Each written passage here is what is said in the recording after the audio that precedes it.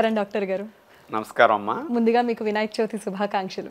Vanitha TV ప్రేక్షకులందరికీ వినాయక చవితి శుభాకాంక్షలు. Doctor గారు, మిమ్మల్ని ఈ వినాయక చవితి సందర్భంగా ఇలా కలవడం అయితే నాకు చాలా చాలా చాలా సంతోషంగా ఉంది. కలిసే అవకాశం అందరికీ రాదు. ముందుగా ధన్యవాదాలు మాకు ఈ సమయాన్ని మీరు కేటాయిస్తున్నందుకు. అసలు వినాయక చవితి యొక్క విశిష్టత గురించి మొట్టమొదటిగా వివరిస్తారా? మనము ఏది సాధించాలన్నా విఘ్నాలు లేకుండా ఉంటే బాగుండని కోరుకుంటూ ఉంటాం. విఘ్నాలు రాకుండా విజయాన్ని అందించే దేవుడిగా వినాయకుడిని మనం పూజించడం అనేది మనకు ఒక ఆచారాల్లో వస్తున్నది. పెద్దలు చిన్నప్పటి నుంచి మనందరికీ అదే నేర్పిస్తుంటారు. అంటే శారీరక విఘ్నాలు, మానసిక విఘ్నాలు రెండుటిని మనం రాకుండా నిర్విఘ్నంగా ముందుకెళ్ళటానికి ఆ వినాయకుడి ఆశీస్సులు మనకు ఉండాలని ఈ పండుగ సందర్భంగా పిల్లల దగ్గర నుంచి పెద్దల వరకు మనం సంవత్సరానికి ఒక్కసారి ఈ వర్షాకాలం రోజుల్లో వినాయక పండుగను జరుపుకుంటూ సంవత్సరం అంతా మనం తలపెట్టిన కార్యక్రమాలు నిర్విఘ్నంగా సాగాలని ఈ వినాయక చవితి పండుగ సందర్భంగా పూజా కార్యక్రమంతో మనం వేడుకుంటూ ఆయన ఆశీస్సులతో అట్లా ముందుకు వెళ్ళాలని కోరుకుంటూ ఉంటాం. సాధారణంగా మనం ఏ పూజ చేసినా పూలతో పూజిస్తూ ఉంటాం దేవుణ్ణి. కానీ వినాయక చవితి రోజు ఆ వినాయకుడిని మాత్రం 21 రకాలైనటువంటి ఔషధ గుణాలున్న పత్రాలతో పూజిస్తూ ఉంటాం. కానీ చాలా మందికి అవగాహన లేదు డాక్టర్ గారు. అంటే పత్రాలతో అంటాగానే రోడ్డు మీద ఏదో వాళ్ళు కొన్ని ఇచ్చేస్తూ ఉంటారు, వీళ్ళు కూడా తీసుకొచ్చేస్తూ ఉంటారు. అసలు ఆ 21 పత్రాలు ఏంటి, వాటిల్లో ఉన్న ఔషధ గుణాలు, ఆరోగ్య రహస్యాలు వివరిస్తారా? తప్పనిసరిగానమ్మా. అంటే మనకి కేవలం పండ్లు తింటేనే ఆరోగ్యం వస్తుంది, విత్తనాలు తింటేనే ఆరోగ్యం వస్తుందని మేము ఎప్పుడూ చెప్తూ ఉంటాం. కానీ చెట్టు పండునివ్వటానికంటే ముందు, విత్తనాలను ఇవ్వటానికంటే ముందు ఆకునిచ్చింది, దానికంటే ముందు వేరునిచ్చింది. అందుకని వేరులోనూ అటు ఆకులోనూ పండ్లతో పాటు విత్తనాలతో పాటు ఆరోగ్య లాభాలు ఇంకా అనేకం ఎక్కువ ఉన్నాయి. ఔషధ గుణాలు చాలా ఎక్కువ ఉంటాయి. చేత ఏ దేవుడికి కూడా ఆకుల్ని సమర్పించడం అనేది ఎక్కడ ఆచారాల్లో మనకు కనిపించదు. పూర్వ రోజుల్లో పల్లెటూళ్ళు అయితే ఎవరు కూడా వినాయక చవితి పండుగకి ఏ ఒక్క పత్రాలు కొనుక్కోవడానికి అవకాశం ఉండేది కాదు, అవసరం కూడా ఉండేది కాదు. అన్నీ మన చుట్టుపక్కల లభించేవే అట్లా కట్ చేసుకున్నాం, అట్లా పీక్కున్నాం, తెచ్చి ఆ వినాయక చవితి రోజున మనం పూజకు సమర్పించటం. పూజింపబడుతున్న ఆకులంటే ఎంత గొప్పవి. ఆకుల్ని పూజించే సంస్కృతి ప్రపంచంలో ఎక్కడా లేదు. అందుకని మొట్టమొదటిగా భారతదేశంలోనే వైద్య శాస్త్రాన్ని కనిపెట్టారు. ముందొచ్చిన వైద్య శాస్త్రం ఆయుర్వేద వైద్య శాస్త్రం. మరి ఆయుర్వేదంలో మన ఋషులు ప్రకృతి మాత, ఆయనకి మించిన ప్రకృతి మాత, ఆవిడకి మించిన వైద్యుడు ఈ భూమి మీద లేడు. ఆ మాత తన కడుపు నుంచి అనేక ఆహారాల్ని, అనేక ఔషధ గుణాలున్న మీరన్నట్టు పూలతో పాటు, పండ్లతో పాటు, విత్తనాలతో పాటు ఆకుల్ని కూడా, బెరల్ని, వేర్లని అన్నిటినీ ప్రసాదించింది. ఎందులో ఏమి దాగుందో అనే సత్యాల్ని తెలుసుకున్న మహానుభావులు ఋషులు. వారి నుంచి వచ్చిన ఆయుర్వేద శాస్త్రంలో 21 పత్రాలకు చాలా చాలా ఔషధ గుణాలు ఉన్నాయని వివరించడం జరిగింది. ఏవి పడితే అవి అక్కడ పెట్టకూడదు. ఈ 21ని ఎందుకు సెలెక్ట్ చేసుకోవాలంటే ఇందులో ఈ వర్షాకాలం సీజన్లో వచ్చే అంటువ్యాధుల్ని, విరోచనాలు, వాంతులు, కాస్త ఫంగల్ ఇన్ఫెక్షన్స్, బ్యాక్టీరియల్ ఇన్ఫెక్షన్స్, విష జ్వరాలు, దోమల కుడితే వచ్చిన మరి డెంగ్యూ ఫీవర్ లాంటి, మలేరియా లాంటి జ్వరాలు రాకుండా ఉండటానికి, ఈ సీజన్లో గాలిని శుద్ధి చేయటానికి, ఈ సీజన్లో నీరు కలుషితం అవుతుంది, ఆ కలుషితమైన నీటిని కూడా శుద్ధి చేయటానికి అనేక ఔషధ గుణాలున్న 21 పత్రాలను పూజ రూపంలో అంటేనే తీసుకొస్తారు. దేవుడి దగ్గర పెట్టి పూజిస్తున్నామంటే ఎంత గొప్పవి కాబట్టి పూజ దగ్గర పెడతామండి. అంచేత భగవంతుడి పేరు చెప్తేనే వాటి విలువ మనకు తెలుస్తుంది. అందుకని అలా తీసుకొచ్చి పూజ రూపంలో అక్కడ పెట్టించి వాటికి పూజ చేయించి ఆ 2-3 రోజులు ఇంట్లో ఉన్నప్పుడు మనం వాటి ఔషధ గాలి పీల్చటం, అవి ఇంటంతటిని, ఇంట్లో ఉండే క్రిములన్నిటినీ శుద్ధి చేయటంతో పాటు నిమజ్జనం చేసినప్పుడు ఇవన్నీ నీటిలోకి, చెరువులోకి వెళతాయి. ఆ నీటిని కూడా, వాతావరణ కాలుష్యాన్ని కూడా, గాలిని కూడా శుద్ధి చేయటానికి ఔషధ గుణాలున్న 21 పత్రాలు వాటి విశేషత కలిగి ఉన్నాయమ్మ. అందుచేతనే అందరి దేవుళ్ళకి ఫలాలు, విత్తనాలు ఇట్లాంటివి పెట్టినప్పటికీ ఒక వినాయకుడికి మాత్రం వర్షాకాలము క్రిములు బాగా విజృంభించే సంవత్సరంలో సీజన్ అంటే ఈ వర్షాకాలం సీజనే. అందుకని దాన్ని దృష్టిలో పెట్టుకుని సమాజం ఆరోగ్యంగా ఉండాలి, ప్రకృతి ఆరోగ్యంగా ఉండాలి, మనుషులందరూ జీవరాశులన్నీ కూడా ఆరోగ్యంగా ఉండాలి. వీటన్నిటిని దృష్టిలో పెట్టుకుని ఆ 21 రకాలైన ఔషధ గుణాలన్న పత్రాలని పూజ రూపంలో వాడే సంస్కృతిని మన ఋషులు వినాయక పండుగ సందర్భంగా ఏర్పరచడం జరిగిందమ్మా. ఆ 21 పత్రాల పేర్లు అలాగే వాటి యొక్క విశిష్టత గురించి తప్పనిసరిగానమ్మా. ముందుగా మాచీపత్రం, ఇది 26 రకాల కెమికల్ కాంపౌండ్స్ని కలిగి ఉండే ఔషధ గుణం నాకు. మన శరీరానికి దీర్ఘరోగాలు, క్యాన్సర్స్ కానీ ఆటోఇమ్యూన్ డిజార్డర్స్ లాంటివి రావటానికి ఎక్కువ టాక్సిన్స్ కారణం. ఆ టాక్సిన్స్ని న్యూట్రలైజ్ చేయడానికి ఇది బాగా ఉపయోగపడుతుంది అన్నమాట. అంటే మనకి దీని ద్వారా మన బాడీలో ఉండే టాక్సిన్స్ కూడా నీళ్ళలో మరిగించుకు త్రాగిన ఈ ఆకులు నీళ్ళల్లో వేసినప్పుడు కూడా ఆ నీటికి టాక్సిన్స్ని రిమూవ్ చేసే ఔషధ గుణాలు ఉంటాయి. రెండవది బృహతి పత్రం. ఇది ఎంత వర్షాకాలం ఉపయోగం అంటే ఇందులో ఉండే ఫినోలిక్ కాంపౌండ్స్ ఏం చేస్తాయంటే ఈ నీళ్ళల్లో దోమలు కానీ ఈగలు కానీ ఇవన్నీ గుడ్లు పెడుతూ ఉంటాయి. వర్షాకాలం బాగా విజృంభిస్తుంటాయి. ఆ వాటర్ బాడీస్లో ఉండే దోమల యొక్క గుడ్లని, ఈగల యొక్క గుడ్లని, ఇంకా పురుగు పుట్ర నీళ్ళలో పుట్టే కొన్ని ఉంటాయి కదమ్మా, అలాంటి వాటిని గుడ్లు రూపంలో ఉండగానే చనిపోయేటట్టు ఈ నీటికి ఔషధ గుణం వీటిని కలిపినప్పుడు వచ్చేస్తుంది అనమాట ఈ బృహతి పత్రం. ఇక మూడవది బిల్వపత్రం. ఈ పేరందరికీ కూడా బాగా తెలుసు. మనకి వర్షాకాలంలో కలరా ఎక్కువగా వచ్చే అవకాశాలు ఉంటాయి. ఈకోలీ బ్యాక్టీరియాలు, విబ్రియో కలరా ఇట్లాంటివన్నీ కొన్ని రకాల క్రిములను చంపటానికి ఈ బిల్వపత్రం బాగా ఉపయోగపడుతుంది. ముఖ్యంగానండి మనకి నేచర్లో వచ్చే రేడియేషన్ ఎఫెక్ట్ని తగ్గించడానికి ఈ బిల్వపత్రం బాగా ఉపయోగపడుతుంది. ఇప్పుడు మనందరికి రేడియేషన్ ఎఫెక్ట్ ఇప్పుడు సెల్ ఫోన్లు వల్ల ఎక్కువ ఉంటున్నది. వాహనాల వల్ల హీట్ వల్ల వచ్చే రేడియేషన్ హీట్ ఎఫెక్ట్ని కూడా తగ్గించడానికి ఈ బిల్వపత్రం ఉపయోగపడుతూ ఉంటుంది. ఇక నాలుగవదమ్మా రేగుపత్రం. మనందరికీ భోగిపళ్ళు వచ్చినప్పుడు భోగిపళ్ళకి రేగుపళ్ళే వాడతాం కదా. ఆ పత్రం మనకి వర్షాకాలంలో నీటి కాలుష్యం వల్ల డయోరియా, లూజ్ మోషన్స్ అవుతూ ఉంటాయి. ఆ లూజ్ మోషన్స్కి కారణమయ్యే ఇన్ఫెక్షన్ని కలిగించే బ్యాక్టీరియాలని చంపటానికి ఈ రేగిపత్రం అద్భుతంగా ఉపయోగపడుతుంది. ఇక ఐదవది ఉత్తరేణి. ఇందులో 100 రకాల ఫైటోకెమికల్స్ ఉంటాయి. అంటే చాలా ఎక్కువ ఔషధ గుణాలు ఉంటాయి ఉత్తరేణిలో.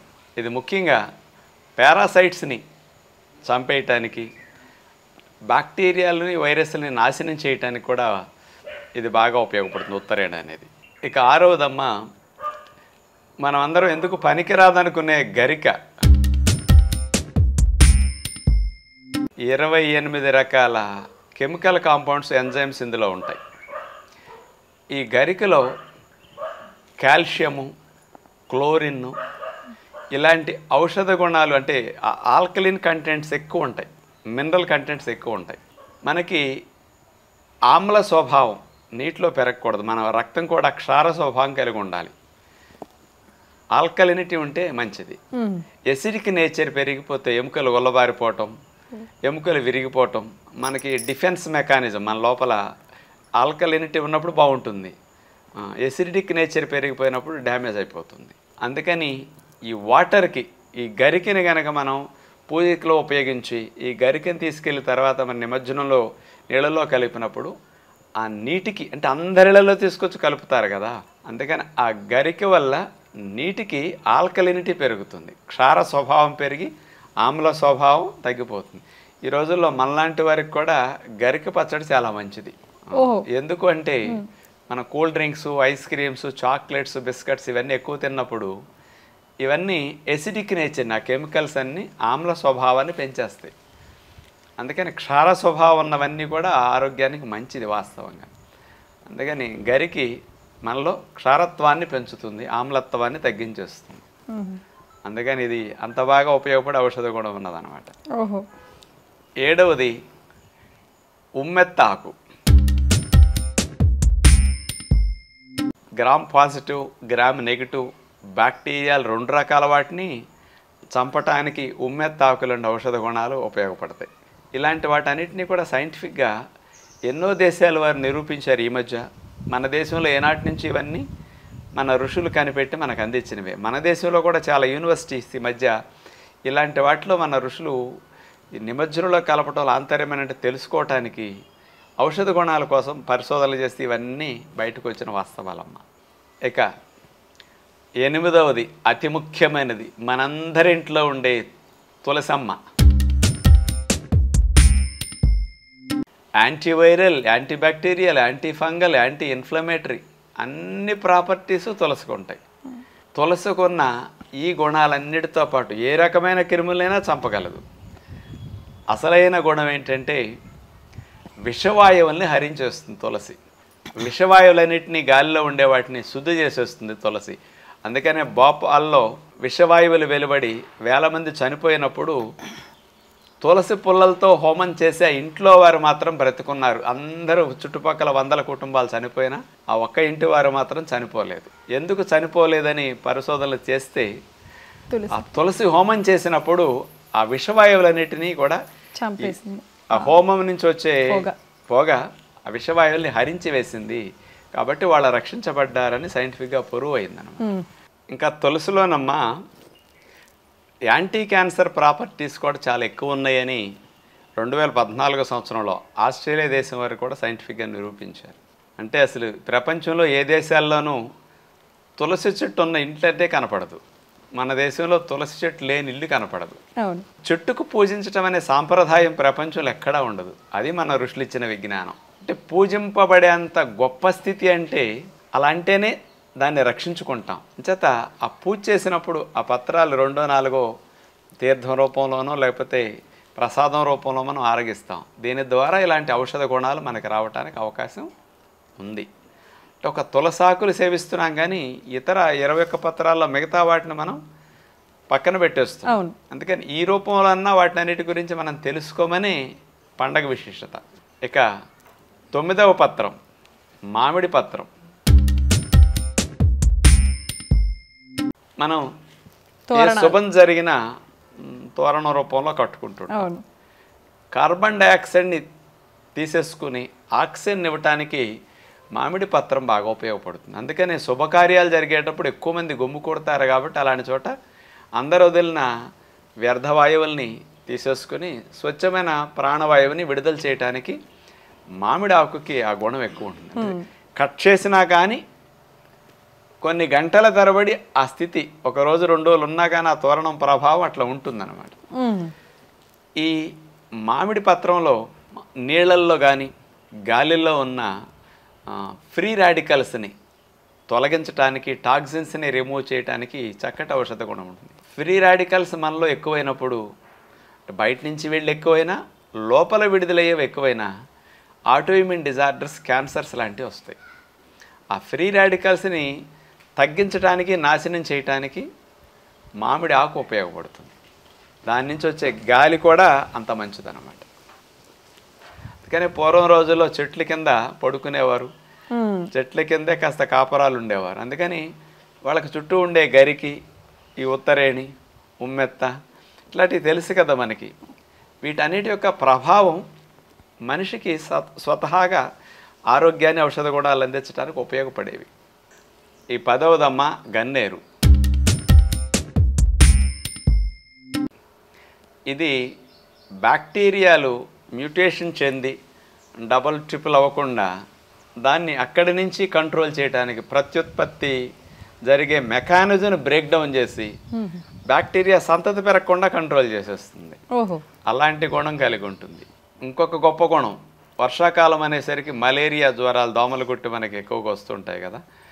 ఆ మలేరియాకు సంబంధమైన వాటిని లార్వా సైతం నాశనం చేయటానికి, ఆ బ్యాక్టీరియాలను చంపటానికి మరి యాంటీ మలేరియల్ ఏజెంట్గా ఈ గన్నేరాకులు పనికొస్తాయి. ఈ మధ్య ఇట్లాంటి గన్నేరాకులు ఆ ఆకులు ఈ ఆకులు కషాయాలు బాగా అందరూ తాగుతున్నారు కదా. అవును. ఇది ఈ వర్షాకాలంలో అద్భుతంగా అట్లాంటి ప్రాపర్టీని కలిగి ఉంటుంది అనమాట. ఇక 11వ పత్రం అమ్మ విష్ణుక్రాంత. ఇది యాంటీ డిప్రెసెంట్ అంటారు. ఈ రోజుల్లో 100కి 34 మంది నాకు డిప్రెషన్, నాకు యాంగ్జైటీ అంటున్నారు కదా. అవును. న్యూరో ప్రొటెక్టివ్గా నరాల కణాలని ప్రొటెక్ట్ చేయడానికి విష్ణుక్రాంత ఆకు బాగా ఉపయోగపడుతుంది. ఇందులో అలాంటి కెమికల్ కాంపౌండ్స్ చాలా ఎక్కువ ఉంటాయి అన్నమాట. అందుకని కొన్ని ఆకుల గాలి పీలిస్తే మానసిక ఒత్తిడి తగ్గుతుంది, ఆ రోజు కాస్త ప్రశాంతంగా ఉంటాం. యాంటీ డిప్రెసెంట్గా పనిచేసే ఆకుల్లో ఇది ఒక ఆకు. ఇప్పుడు చూడండి, ఒక్కొక్క దానికి అన్ని వైరస్ బ్యాక్టీరియాలు చంపుతాయి, కానీ ఒక్కొక్క దానికి ఒక ప్రాపర్టీ వేరుగా ఉంటుంది. ఇక 12వది దానిమ్మ పత్రం. గ్రామ్ పాజిటివ్ గ్రామ్ నెగిటివ్ బ్యాక్టీరియాలు నీళ్ళల్లో ఉండి మనకి లూజ్ మోషన్స్ అవటానికి, వర్షాకాలంలో చాలామందికి డయేరియా వచ్చేసి 5-10 మోషన్లు అయ్యి డిహైడ్రేట్ అయ్యి చాలా ఇబ్బంది పడతారు, హాస్పిటల్కి వెళ్ళటం, సెలైన్ పెట్టించుకోవాల్సిన స్థితి వస్తుంది. అలాంటి వాటిని డయేరియా రాకుండా, ప్రేగులు అప్సెట్ కాకుండా రక్షించడానికి దానిమ్మ ఆకులు అద్భుతంగా ఉపయోగపడతాయి. ఇప్పుడు దానిమ్మ ఆకులు నీళ్ళల్లో మరిగించి కనుక టీలాగా తీసుకు తాగామనుకోండి, ప్రేగులు ఏదో నాకు ఫుడ్ పాయిజన్ అయింది, నీళ్ళ పాయిజన్ అయ్యి కొద్ది తేడాలు వచ్చినాయి అంటారే, అట్లాంటి పొట్ట అప్సెట్ కాకుండా రక్షించడానికి, లూజ్ మోషన్స్ కాకుండా రక్షించడానికి దానిమ్మ ఆకులు అద్భుతం. ఇక 13వది దేవదారు పత్రం. ఇప్పుడు అన్నిటికీ లోపలికి చెప్పాం. ఇది స్కిన్ అలర్జీస్ రాకుండా చర్మం మీద ఉండే బ్యాక్టీరియాలను చంపడానికి ఇది బాగా యాంటీ ఇన్ఫ్లమేటరీగా పనికొస్తుంది. అంటే కాస్త చర్మం మీద వచ్చే బ్యాక్టీరియాల వల్ల వచ్చే అలర్జీలు, దద్దుర్లు, దురదలు ఇట్లాంటి వాటిని తగ్గించడానికి దేవదారు పత్రం అట్లా ఉపయోగపడుతుంది. ఇక 14వది మరువం. మనకి మల్లెపూల మాలల్లో కానీ దేవుడికి సమర్పించే మాలల్లో కానీ మరువం వేసి కడుతుంటారు. ఆ మరువం యొక్క గాలి నిద్ర పట్టేటట్టు చేస్తుందండి. స్ట్రెస్ హార్మోన్ అయిన కార్టిజాల్ని తగ్గించడానికి, మామూలుగా మనకి డోపమిన్ లాంటి హార్మోన్, సెరటోనిన్ లాంటి హార్మోన్ ఉత్పత్తి పెరగటానికి, హ్యాపీ హార్మోన్స్ పెరగటానికి, బ్యాడ్ హార్మోన్ కార్టిజాల్ తగ్గటానికి మరువం గాలి బాగా ఉపయోగం. అందుకని జడలో పెట్టుకుంటే దాని వాసన వస్తుంది. అందుకే నిద్ర బాగా పట్టడానికి రాత్రిపూట మల్లెపూలతో పాటు మరువం గట్టి పెట్టుకుంటారు ఇంట్లో. ఆ వాసనకి నిద్ర వచ్చేస్తుంది అనమాట. దానికోసం ఇది ఆస్తమా పేషెంట్లకి, శ్వాస సంబంధమైన సమస్యలు ఉన్న వారికి కూడా, ఆ లంగ్స్ భాగాల్లో వచ్చే ఇన్ఫ్లమేషన్ తగ్గించడానికి కూడా మరువం యొక్క గాలి అంత ఔషధ గుణాల గాలి. అందుకని పూర్వం రోజుల్లో ప్రతి దొడ్లోనూ అడ్వెంచర్ చెట్టు ఉండేది కంపల్సరీగా. అది గుచ్చితే వచ్చేస్తుంది, కుండీల్లో కూడా పెట్టేసుకోవచ్చు ఈ రోజుల్లో. ఇక 15వదమ్మా వావిలాకు. ఇది పూర్వం రోజుల్లో చాలామంది వైద్యానికి మన అమ్మమ్మలు, తాతలు ఇట్లాంటి వాళ్ళందరూ వాడేవారు. కీళ్ళ నొప్పులు తగ్గటానికి, కాళ్ళ వాపులు, ఒంటికి నీరు పట్టినప్పుడు ఆ నీరుని తగ్గించడానికి, యాంటీహిస్టమిన్గా అలర్జీలు తగ్గించడానికి కూడా దీన్ని వాడేవారు. అందుకని ఎక్కడైనా నొప్పులు ఉంటే వావిలాకేసి కట్లు కట్టేవారు. నొప్పులు లాగేస్తాయి, అక్కడ వాపులు ఉబ్బులు తగ్గటానికి కూడా ఆ రకమైన ఔషధ గుణం ఉన్న ఆకు వావిలాకు. ఇక 16వది సన్నజాజి ఆకు. సన్నజాజి పూలు వాసన చూడటం, సన్నజాజి పూలు తలలో పెట్టుకోవడమే తెలుసు. ఆకులకు కూడా ఔషధ గుణాలు ఉంటాయని మనకు తెలియదు. గాలిలో ఉన్న బ్యాక్టీరియాలు, నీళ్ళల్లో ఉన్న బ్యాక్టీరియాలు, 2 రూపాల్లో ఉన్న బ్యాక్టీరియాలని నాశనం చేయడానికి సన్నజాజి ఆకు.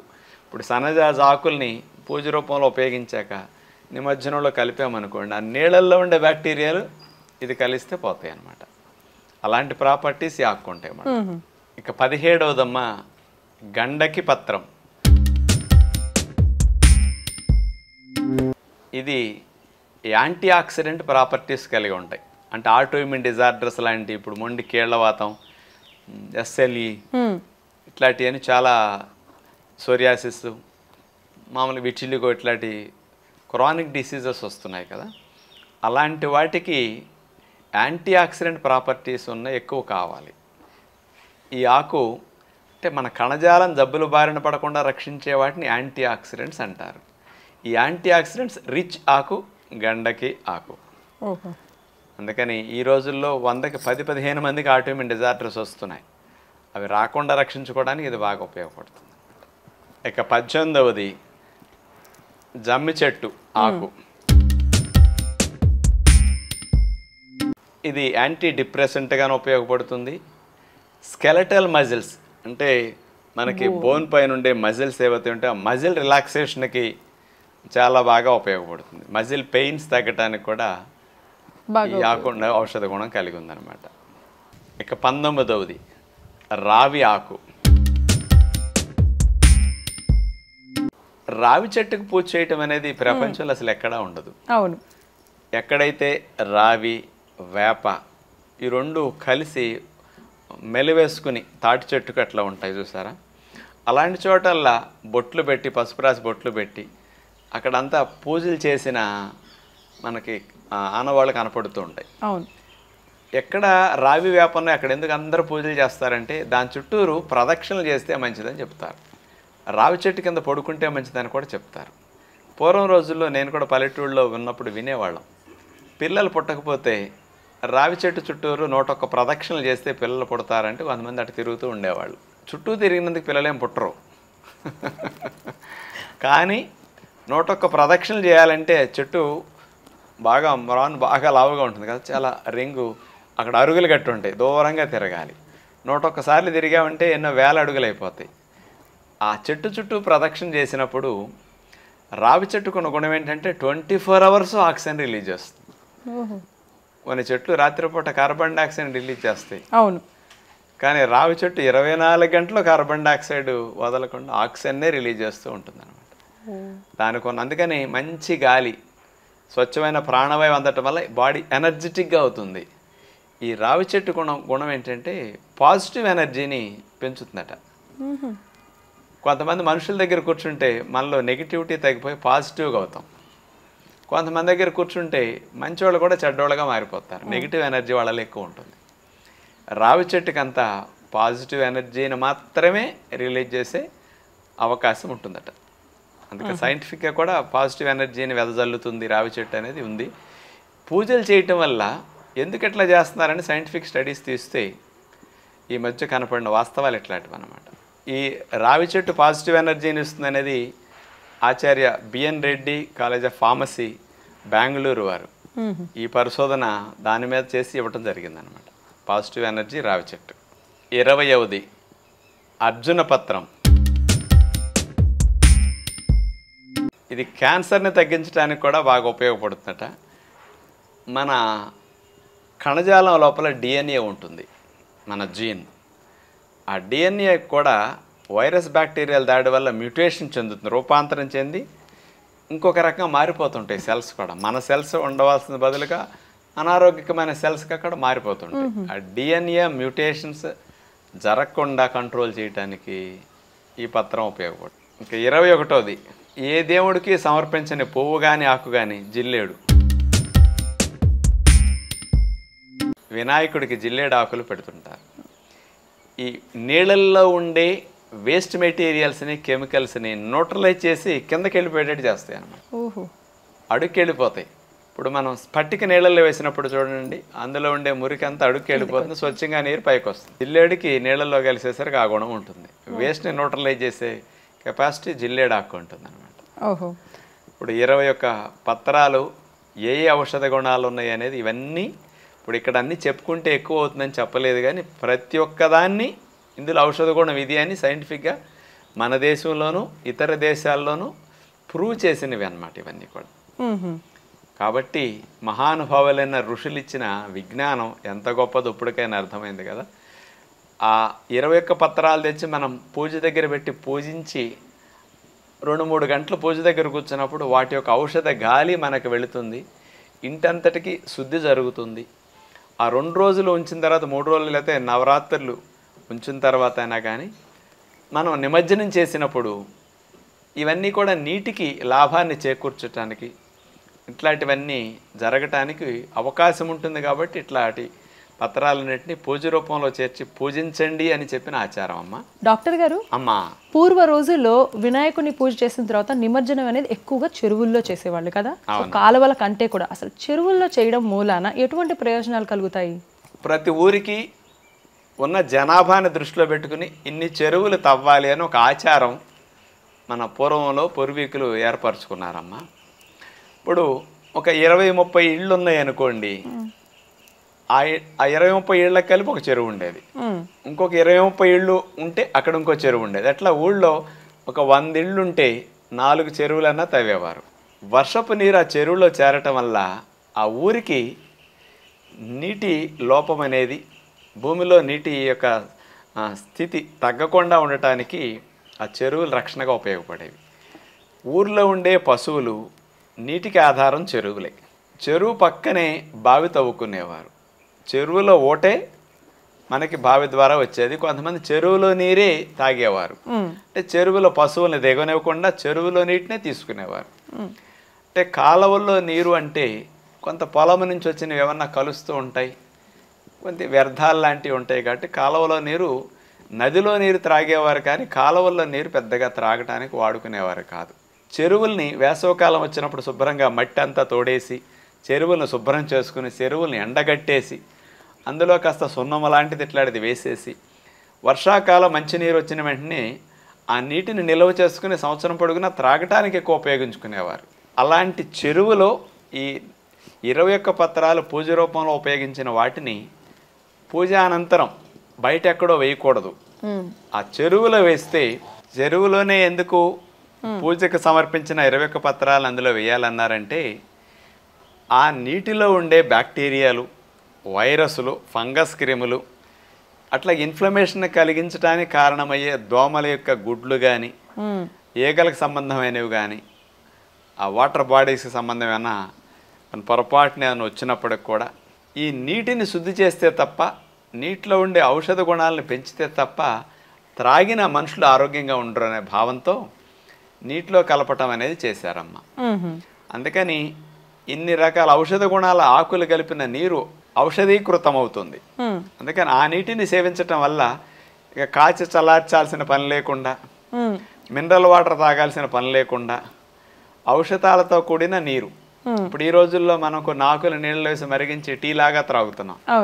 ఆ రోజు ఊరు మొత్తానికి చెరువు నీరే ఔషధ గుణం ఉన్న టీ లాగా పనికొచ్చేది. అలాగే ఊర్లో చెరువులు బదులు కొంతమంది కాలువలు ఉంటే కాలువల్లో కూడా వదిలేసేవారమ్మ వీటిని.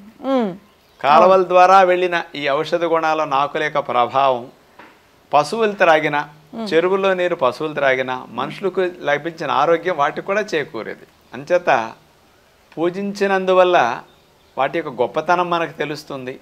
వాటిని నిమజ్జనం చేయటం రూపంలో కూడా కొన్ని నెలల పాటు వాతావరణ కాలుష్యాన్ని, నీటి కాలుష్యాన్ని, మనకి ఎయిర్ పొల్యూషన్ని శుద్ధి చేయటానికి కూడా ఈ ఔషధ గుణాల ఆకుల యొక్క ప్రభావం మనకి లాభాన్ని కలిగించే విధంగా మన సంస్కృతి వినాయక పండుగ సందర్భంగా ఇలాంటివి ఈ విజ్ఞాన రూపంలో అందించడం జరిగిందనమాట. ఈ 21 పత్రాలతో మనం వినాయకుడిని పూజ చేస్తాము, దానివల్ల కలిగే లాభాలని గురించి మీరు వివరించారు. కాకపోతే అసలు వినాయకుడు, మొదటిగా వినాయకుడి గురించి మాట్లాడుకోవాల్సి వస్తే ఆయన్ని అప్పట్లో చిన్న మట్టి విగ్రహం ఇంత తయారు చేసి చక్కగా పెట్టి పూజ చేసుకునేవాళ్ళు. కానీ ఈ రోజుల్లో ఈకో ఫ్రెండ్లీ కాకుండా ఇంకా పెద్ద పెద్ద విగ్రహాలు, కలర్లు వేసినవి కూడా పెడుతున్నారు.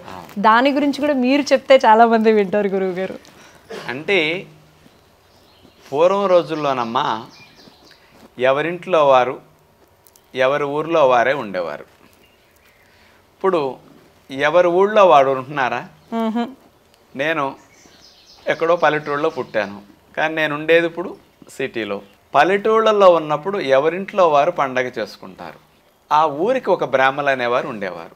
50 ఇళ్ళు 100 ఇళ్ళు ఉంటే ఊరు మొత్తానికి ఒకరు సరిపోయేవారు. ఒకళ్ళింట్లో తెల్లవారుజాము 4 కాడి నుంచి పూజ మొదలైతే 5 కాడి నుంచి 12 వరకు అట్లా వాళ్ళ కుటుంబీకులే చేసేవారు.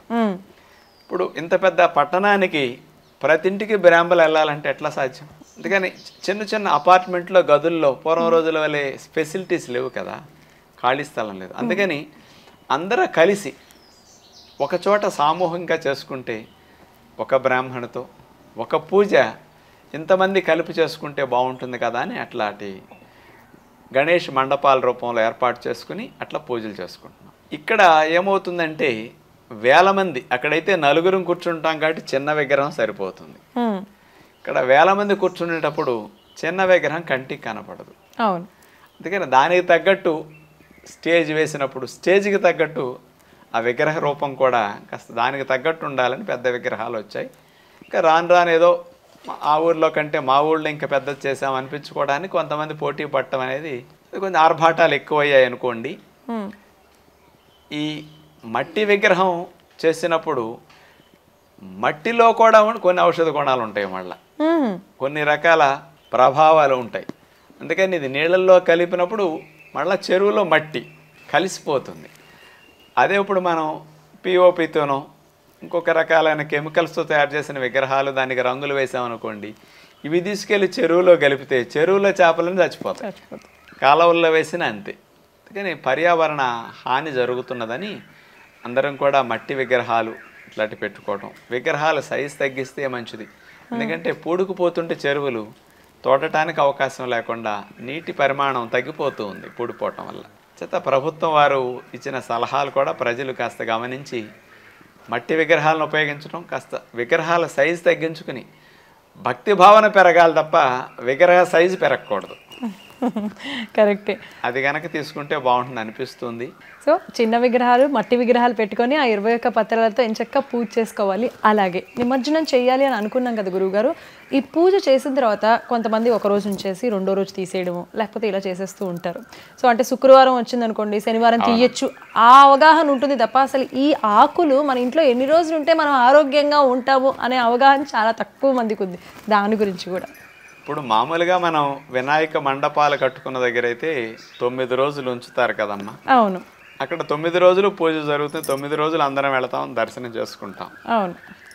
అదే ఇంట్లో అయితే 9 రోజులు ఎవరు ఉంచరు. అవును. మర్నాడు కానీ లేకపోతే 3వ రోజు కానీ ఇట్లా అనేది మన వీలుని బట్టి. ఈ 2-3 రోజులు కూడా ఔషధ గుణాలు ఉండటం కొరకు పూజ చేసిన రోజున తీయకూడదని ఆచారం అందుకు పెట్టారు.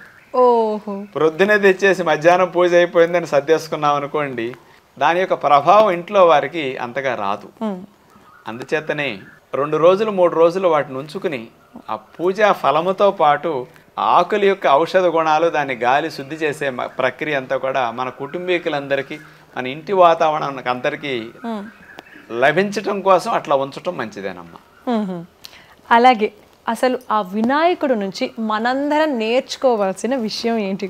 అంటే ప్రతి మనిషి గొప్పవారు అవ్వాలని కోరుకుంటారు, ఆయురారోగ్యాలతో ఆనందంగా జీవించాలని కోరుకుంటారు.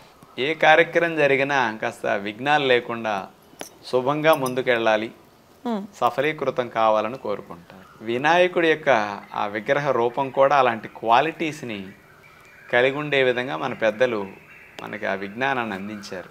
ముఖ్యంగా వినాయకుడికి పెద్ద చెవులు పెడతారు ఉంటాయి అనేది విగ్రహ రూపంలో కూడా మనం చూస్తుంటాం కదా. అంటే పెద్ద చెవులంటే ఎంత పెద్ద చెవులుంటే చూడటానికి అంతేం బాగోదు. కానీ పెద్ద చెవులు కనుక మనిషికి ఉంటే లాభం ఏంటంటే ఎక్కువ వినాలి అనేది, తక్కువ మాట్లాడాలి, ఎక్కువ వినాలి. వినాయకుడిలాగా మనం ఎక్కువ మాట్లాడి తక్కువ విన్నామనుకోండి, మన సక్సెస్ రేట్ తగ్గిపోతుంది, గౌరవ మర్యాదలు తగ్గిపోతాయి. అందుకని ఎక్కువ వినేవాళ్ళు ఎక్కువ ఆలోచించగలుగుతారు. ఎక్కువ వింటూ ఎక్కువ ఆలోచించేవారు తక్కువ మాట్లాడుతున్నప్పటికీ ఎక్కువ సాధించగలుగుతారు. అందుకని వినాయకుడిని పూజ చేయటం, ఆయన చూడటం, రోజు స్నానం ఒకసారి నమస్కారం పెట్టుకోవటమే కాదు, ఆ పెద్ద చెవుల యొక్క రహస్యం ఎక్కువ వినాలి, తక్కువ మాట్లాడాలి. మరి తొండం విశేషత తీసుకుంటే అంత పెద్ద తొండం కూడా చిన్న సూదిని కూడా పట్టుకోగలిగే శక్తిని కలిగి ఉంటుంది అన్నమాట. ప్రతిదాన్ని తీసుకుంటే ఆ సూక్ష్మమైన దాన్ని కూడా తీయగలిగే శక్తి. ఇప్పుడు పెద్ద బొజ్జ తీసుకుంటే దేన్నైనా జీర్ణించుకునే సామర్థ్యం వినాయకుడికి ఉంటుంది అంటారు. చెడుని ఎట్లా మంచిని ఎట్లా తీసుకుంటున్నామో చెడుని కూడా అట్లాగే జీర్ణం చేసుకోవాలి. అంటే మంచి విన్నప్పుడు పొంగిపోవటం, చెడు విన్నప్పుడు కొంచెం కుంగిపోవటం జరుగుతూ ఉంటుంది. మంచిని ఎట్లా స్వీకరిస్తామో చెడుని కూడా అలా స్వీకరించి జీర్ణం చేసుకోవాలి. దాని నుంచి మనకి ఇబ్బంది కలగకుండా, మానసిక ఒత్తిడి లేకుండా మనం బ్యాలెన్స్గా ఉండటం కోసం ఆ బొజ్జ అనేది ఇట్లా చెప్పటం. మామూలుగా ఇట్లా ప్రతిదానికి మన పెద్దలు చక్కటి తాత్పర్యాలతో అర్థరూపంగా చెప్తుంటారు. ఆ ఒక్కరోజు పూజ చేస్తాం, ఒక్కరోజు కాసేపు విషయం తెలుసుకుంటాం, కానీ ఇతర రోజుల్లో పక్కన పెట్టేస్తుంటాం. మనం ప్రతిరోజు కూడా స్నానం చేసిన తర్వాత ఒకసారి మంచి బట్టలు కట్టుకుని భగవంతుడికి నమస్కారం చేసుకున్నప్పుడు ముందు వినాయకుడు కూడా అందరం ఒకసారి తలుచుకుంటాం కదా. ఇప్పుడు మనలో ఈ శక్తులు పెరిగేటట్లు మనం మెంటల్ మేకప్ చేసుకోవాలి. బాహ్యంగా మేకప్ చేసుకుంటాం, మెంటల్ మేకప్ చేసుకుని మన రొటీన్ని ప్రారంభిస్తే కొంచెం ఇంకా బాగుంటుంది అనమాట. బాబా చాలా చాలా చాలా చక్కగా చెప్పారు గురుగారు. మొట్టమొదటిగా వినాయకుడిని పూజిస్తాము అనే తెలుసు, కానీ ఎందుకు పూజిస్తారు అనే విషయం నాకైతే ఈరోజు సుస్పష్టంగా తెలిసింది. అంటే ఎలుక వాహనం కూడా చెప్తారు. అవును, మామూలుగా ఎలుక అనేది కొరికినప్పుడు మనకి నొప్పి కూడా తెలియదట సహజంగా. నొప్పి కూడా తెలియనట్టుగా అంత మైన్యూట్గా ఉంటుంది. అందుకని మామూలు అంత పెద్ద వినాయకుడికి అంత చిన్న వాహనమా, ఇట్లాంటివన్నీ చూస్తే దాని అర్థాలు చూస్తే చాలా విచిత్రంగా ఉంటుంటాయి. అందుకని ప్రతి పండగ వెనక ఎంతో అర్థం పరమార్థం రెండూ ఉంటాయి. దాన్ని తెలుసుకుని యథార్థంగా మనం ముందుకెళ్ళినప్పుడు నిజమైన పండగల యొక్క లాభాలు మనం పొందటానికి మన పూర్వీకులు ఇట్లాంటి వాటిని మనకి ఏర్పరచడం జరిగిందమ్మా. అలాగే డాక్టర్ గారు, మీరు ఎప్పుడు సరైన ఆహారం తీసుకోండి, ఇలా తీసుకోవాలి, అలా తీసుకోవాలి అని చెప్తూ ఉంటారు. మీరు చెప్పినవి ప్రపంచం అంతా కూడా ఫాలో అవుతూ ఉంటుంది, వాళ్ళు ఎక్కడెక్కడ ఉన్నా చక్కగా జాగ్రత్తగా వింటూ. సో అలాగే ఈ వినాయక చవితి రోజు కొన్ని ప్లేసెస్లో ఉండ్రాళ్ళను, ఇంకొంతమంది మోదకాలు, ఇంకొంతమంది ఇలా రకరకాలుగా తయారు చేస్తూ ఉంటారు కదా, కుడుములు. అసలు వినాయక చవితి రోజు మనం ఏ ఆహారం తీసుకుంటే ఇంకా మంచిది, ఆ ఆహారం గురించి కూడా. పండుగలప్పుడు ప్రసాదాలు ఏవి పెట్టాలనేది మన పెద్దలు ఏవైతే శాస్త్రోక్తంగా నిర్ణయించారో అలాంటి వాటిని పెట్టుకోవటం అనేది ఒక ఆచారంగా వస్తున్నది. పండుగ రోజున అలాంటివి ఏవి తిన్నా నష్టం ఉండదు, పండుగ రోజు ఉండదు కాబట్టి. పండుగ వెళ్ళిన తర్వాత నుంచి మన ఆరోగ్యం గురించి కాస్త ఆలోచించాలంట నేను. ప్రతిరోజు పండగలా తినొద్దు. పండుగని పండుగలాగా కొత్త బట్టలు కట్టుకోవటం, రుచికరమైన పిండి పదార్థాలు ఆరగించటం, ఇట్లా అందరం గడపటం మంచిది. కానీ ఇతర రోజుల్లో మాత్రం ప్రతిరోజు పండగగా కాకుండా ఆరోగ్యాన్ని దృష్టిలో పెట్టుకుని మంచి ఆహారాలు తినటం అనేది మనం చెయ్యాలి. ఇప్పుడు ఏ దేవుడికైనా సరే హాని కలిగించే ఐస్ క్రీమ్ దేవుడి దగ్గర పెట్టట్లా, కూల్ డ్రింక్ దేవుడి దగ్గర పెట్టట్లా, chocolate, biscuit, noodles, pizza, burger దేవుడి దగ్గర పెట్టట్లా, కోడిగుడ్లు కానీ కోడిని కానీ దేవుడి దగ్గర పెట్టట్లా. ఆకులు, పండ్లు, విత్తనాలు, కాయలు ఇలాంటివే పెడుతున్నాగా. అంటే దేవుడికి అలాంటివి పెడుతున్నామంటే మనం తినాల్సినవి అలాంటివి, మనం పంచాల్సినవి నలుగురికి అలాంటివి. ఇప్పుడు మన ఇంటికి వస్తే ఏం పంచుతున్నాం? రాగానే ఏ మిక్స్చర్ లేకపోతే కూల్ డ్రింక్స్ లేకపోతే ఇంకేమైనా ఇస్తాం. అందుకని అది రాను ఏంటంటే సాంప్రదాయంలో కూడా ఇట్లాంటివి తగ్గిపోయాయి. అందుకని మనం దేవుడికి పెట్టే ప్రసాదాలు పూర్వంలోంచి ఇట్లాంటివి ఉండేవన్నమాట. అలాంటి వాటిని మనం నిత్యం తినాలని, ఆ రోజున నలుగురికి శుభం జరగటానికి మంచిని పంచి ప్రసాదాలుగా మనం తినటం అనేది వచ్చింది. రాను సంపద పెరిగే కొద్దీ పిండి వంటల రకాలు కూడా దేవుడి దగ్గర పెరిగాయి. మనకి ఏవి ఇష్టమో అవన్నీ దేవుడి దగ్గర పెట్టేసి ఆయనకి సమర్పించి ఆయన పేరు చెప్పి మనం పండగ చేసుకుంటున్నాం. అట్లా పూర్వం రోజుల్లో డబ్బులు లేనప్పుడు బియ్యంతో పొంగలేదో పెట్టేవారు, బియ్యపు రవ్వతో కుడుములు, పెసరపప్పు వేసో లేకపోతే బొబ్బర్లు వేసో కుడుములు పెట్టేవారు, వడపప్పు, కొబ్బరి, చలిమిడి ఇట్లాంటివి తప్ప దేవుడి దగ్గర పళ్ళు తప్ప ఇంకేముండేయమ్మా. ఇప్పుడు మనకి ఇష్టమైన రకాలన్నీ వినాయక చవితి రోజున అక్కడ సమర్పించి తీసుకుంటున్నాం.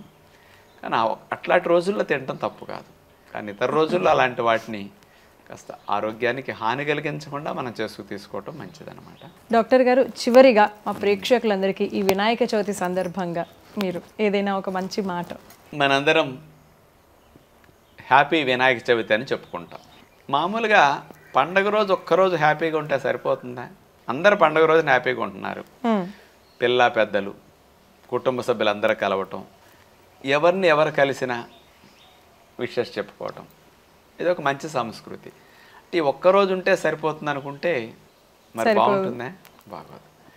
సంవత్సరం పొడుగునా అందరం ఆనందంగా ఉండాలి. సంవత్సరం పొడుగునా ఆనందంగా ఉండాలంటే ఇది బాగుండాలి, ఇది బాగుండాలి. ఈ రెండు బాగుండాలంటే ఏం చేయాలి? సరైన ఆహారం తీసుకోవాలి.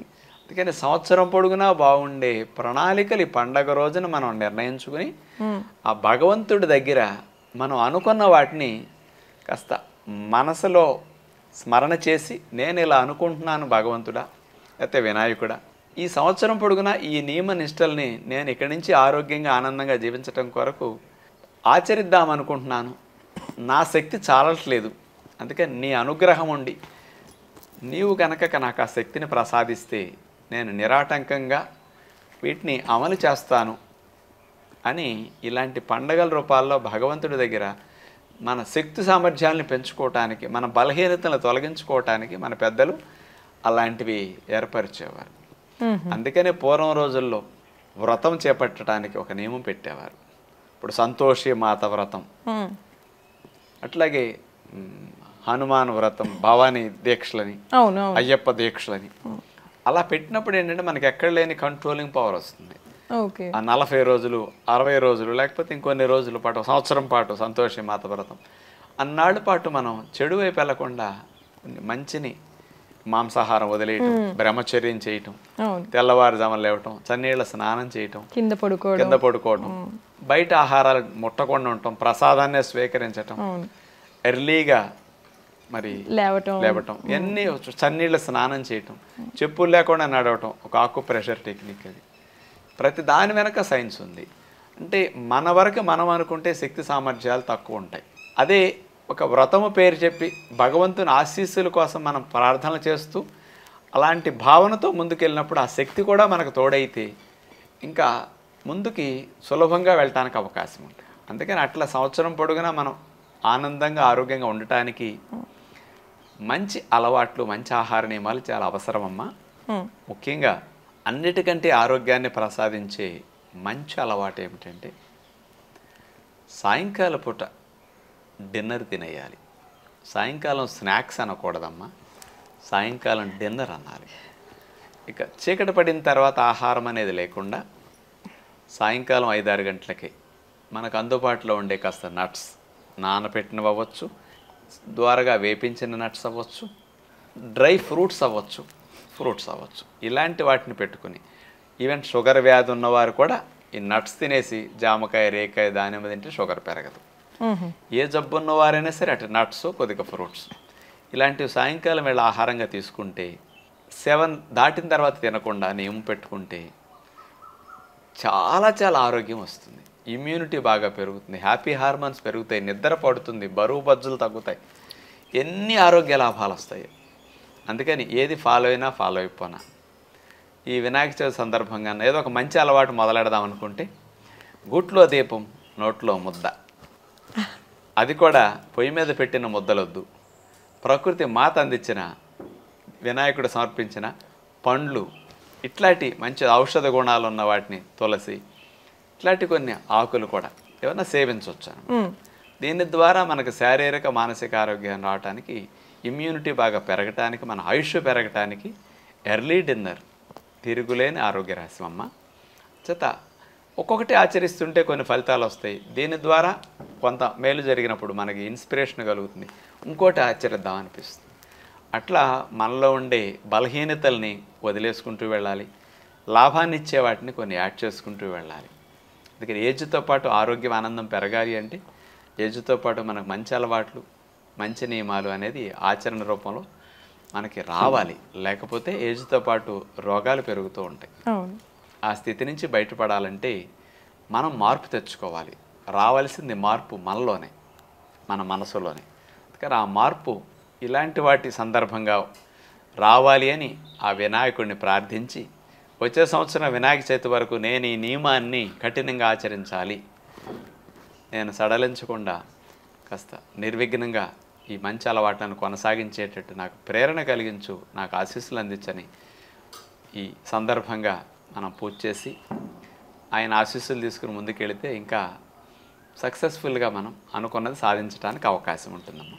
నేనైతే ఖచ్చితంగా మీరు చెప్పింది నేను పాటిస్తాను గురువు గారు. నాకు తెలిసి మా ప్రేక్షకులందరూ కూడా మీరు చెప్పిన మాట విని పాటిస్తారని నేను కూడా అనుకుంటున్నాను. సో డాక్టర్ గారు చెప్పినట్టుగా మనందరికీ ఎంతో సుపరిచితులు అలాగే ఇష్టమైనటువంటి మంతెన సత్యనారాయణ గారు చెప్పినటువంటి ఎలా పాటించాలి ఆ నియమాలన్నీ కనుక మీరు పాటించినట్లయితే ఇటు మానసికంగా శారీరకంగా దృఢంగా బలంగా సో మనం అనుకున్నవన్నీ సాధించవచ్చు, ఎంతో ఆరోగ్యంగా ఆనందంగా ఉండొచ్చు. ఈ వినాయక చవితి నుంచి మీరు కూడా ఆ వినాయకుడిని ఎలా పూజ చేయాలో ఈ వేటితో పూజ చేయాలో చెప్పారు కాబట్టి అలాంటి పూజ చేసి కోరుకోండి, ఆనందంగా ఉండండి. డాక్టర్ గారు చాలా చాలా చాలా చక్కగా వివరించారు. మీ సమయాన్ని మాకు కేటాయించినందుకు ధన్యవాదాలు. మరొక్కసారి మీకు కూడా వినాయక చవితి శుభాకాంక్షలు. ధన్యవాదములు, శుభాకాంక్షలు.